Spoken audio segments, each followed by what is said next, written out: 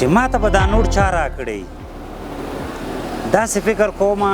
چې هغه د دولتي وظیفې والا به راکړی ځکه چې کله نه کله هغه ما ته همداسې خراب نوټونه راکوي او بیا بهانه کوي چې ما ته د بانک والا راکړي دي خو زه خیر که راغی ورسره بدل به یې کړم سلام علیکم دلته راشه دلته راشه ستړی مه جوړې خیر یې کارواني ده صحت دې ښه ده خفه نه شي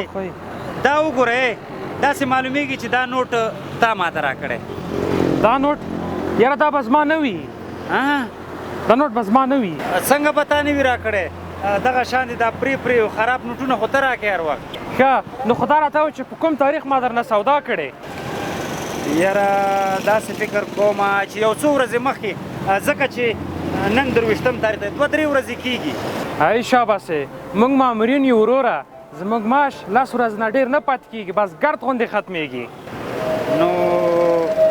دا نوټ بیا چا راکړی بس چې هر چا درکړی وي دا ستا د بې پروایۍ نتیجه ده افغانۍ هېڅ سنبال نه ساتي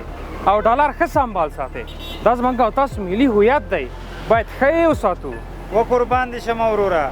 خو زموږ ستاسو دغه ملي هویت ډېر خراب تراب نه دی ته وګورئ د هر طرف نه څیري جو ټوټې دی ای وروره دا زموږ او تاسو ملي هویت دی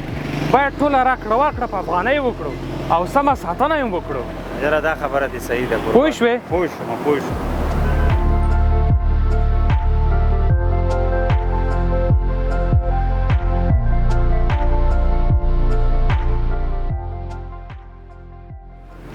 السلام علیکم ورحمت الله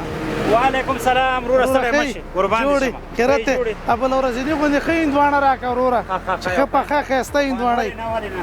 دا وګوره ښه پخه ده بس ژوندی اوسې خیر اوسې وایي تعالی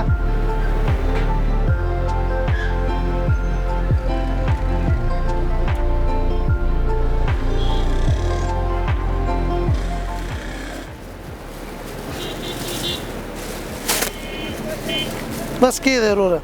قربان دا د سره واخله ای وروره ما ته افغانۍ راکړه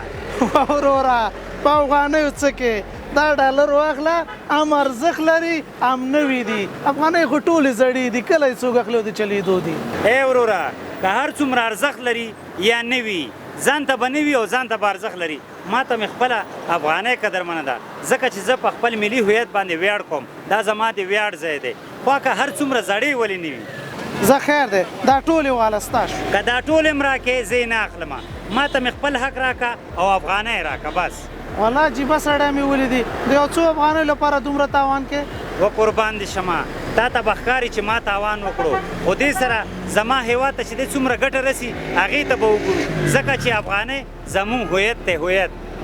کور دې ودان بس نه اخلم خدای په امان